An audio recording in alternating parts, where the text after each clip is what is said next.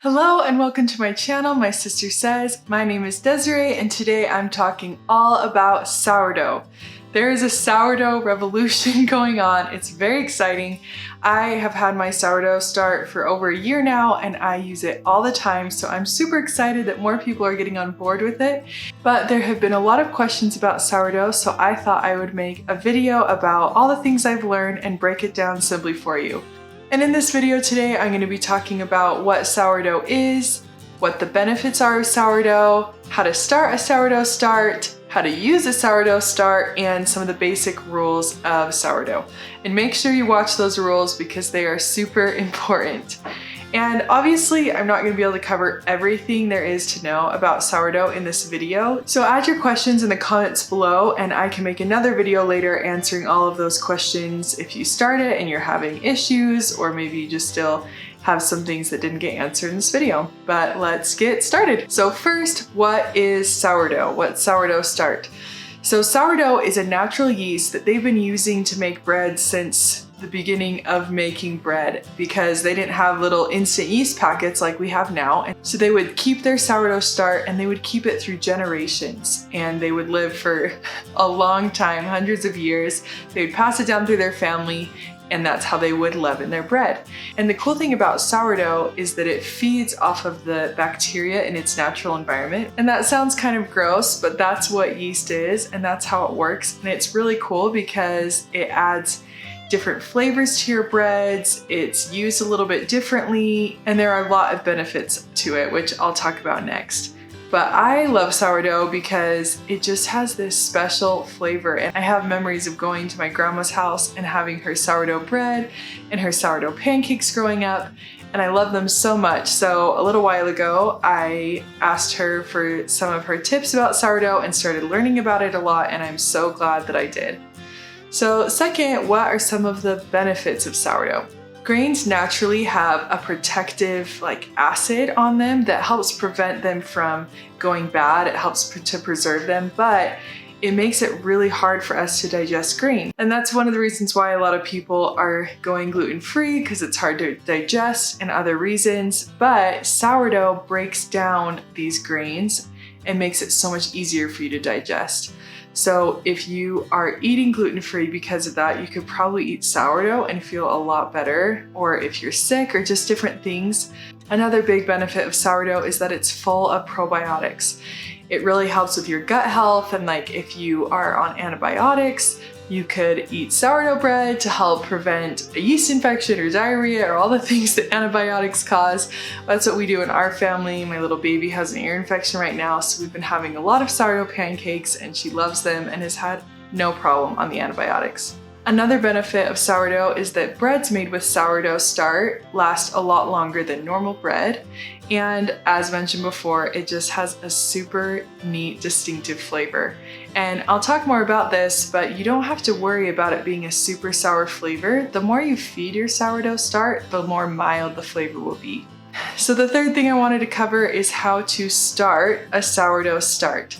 There's a couple ways you can do that. The very best way, if you want to have a sourdough start, is to find out if maybe one of your friends or someone in your community has a sourdough start, and you can just take theirs and continue to feed it. This is the best because the longer you have a sourdough start, the deeper the flavors are and the stronger and healthier it is. And so if you can just grab one of theirs and they can just give you a little bit, it's the best. Another option is you can buy sourdough start packets online. I'll link some below, and those work too. Another way, that's my favorite way, the way that my grandma taught me, and I haven't heard a lot of people doing it, is to just start it using yeast. Now, some people may think that this doesn't make it a legit starter or whatever, but maybe the first day when you create it, it isn't like another starter, but as you continue to feed your starter, it's just like any other starter, very rich in probiotics and great with flavor and makes everything rise great. And I will link the recipe below to how to do a quick starter, but it's essentially just yeast and water and flour, and then overnight it becomes a sourdough starter, and then you can continue to feed it after that. And the last option, which is the most common option, I feel like, is to make your starter from scratch with flour and water, and this takes about 2 weeks. and you have to take care of it every day. So it's a more intensive process, but it's a great option too. I'll link some resources below. I'm not going to talk about that because it's really complicated, but there's a lot of people who have done a great job talking about it. Next, I want to talk about how to use a sourdough starter. So you have your starter, and it's kind of like a little pet that you get to keep, and you have to feed it in order for it to stay alive, because it's like a living thing that helps grow, and the yeast feeds on the flour and the water that you feed it. So if you want to maybe not use your starter very often, maybe you want to cook with it once a week or every 2 weeks, then you're going to want to keep your starter in the fridge. You would just take your starter out, usually the day before you actually want to cook with it, and you would feed it. So feeding it is just adding flour and water. A good ratio for feeding is a cup of flour and 3/4 cup of water.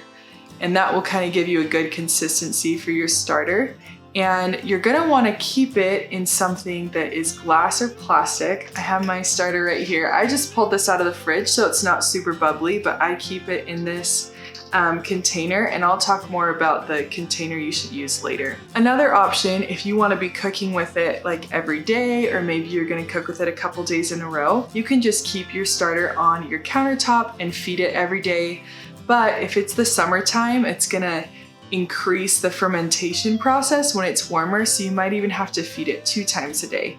But like I said, once you're done using it so often, you can put it back in the fridge, and it freezes the growth and its need for feeding. And you can keep it in the fridge for quite a while. You can use different types of flour to feed your sourdough start, but the best type of flour is unbleached flour. And right now, all the stores are like empty with this COVID-19 crisis going on. So if you can't find that, you can use other types of flour. Bleached flour isn't the best because it's been bleached, and so it has that chemical that could kill the start potentially. Same with water that has a lot of chlorine or anything like that in it. You want to be careful. If you're having a hard time with your starter growing, maybe get some distilled water from the store. You can also use wheat flour, but because it has everything as part of the wheat kernel, it has more roughage in it, and so it doesn't rise quite as well, but it still works. You can switch between different flours. I have done that and I haven't had a big problem, but if you're just starting out, I would just stick with unbleached flour, feed it with that, and you should not have any problems. So sourdough can be used in so many different recipes. When we think of sourdough bread, most people just think of the San Francisco sourdough artisan loaves, and those are delicious. But you can use it in so many other things. You can use it in cinnamon rolls, in wheat bread, in tortillas, biscuits, pancakes, pizza crust. I've used it in all of those, and it's so good. And there's tons of sourdough recipes out there online. The one that I make the most is sourdough pancakes, and I actually posted that recipe on Instagram, so if you want to go follow me and check that out, it's there. And I will share more recipes if you guys want to see them. But the other cool thing is that you can turn basically any flour yeast kneading recipe into a sourdough recipe, or just add your sourdough start to things like German pancakes or crepes, things that don't really need to rise as much, but you want to put some probiotics in there, you can put sourdough start in there. But if it's a recipe like bread or cinnamon rolls, things like that that need to rise, you can substitute 1 tablespoon of yeast for a cup of sourdough, give and take. And you're also going to want to make sure that you're watching the flour and water levels, because a little tablespoon of yeast doesn't have a bunch of water and flour in it like sourdough start does. But I've started experimenting with just taking my normal wheat bread recipe and using sourdough start, and it turned out really awesome. But you're also going to have to adapt the amount of rise time.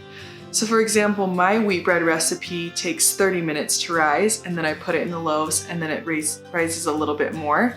But with sourdough, the first rise took 4 to 6 hours, and then the second rise was an hour. So it takes a lot more time, just because it has to break down the grains within your bread, and that's what creates all these awesome properties. But it's totally worth it. And a little trick to speed up the process, if you have an Instant Pot, You can put your dough in the Instant Pot on a yogurt setting and it will cut the rising time in half. So try that out. And like I said, you can also add your sourdough start to pancakes, but any way you use it, it's totally awesome. I love sourdough. Okay, a couple of basic rules that are super important. So you want to use only plastic or glass. Glass is probably the best, but if you don't have glass, you can use plastic to store your sourdough in. If you store it in metal for long periods of time, it'll totally change the flavor of your sourdough start, and it's not very good. So I just have this little plastic container that I keep my sourdough start in. Another important thing about the container you use is you don't want it to be sealed. So I would never want to seal this shut like this and keep it in my fridge or on my counter, because it produces a lot of gases and it could explode, and it has happened to people.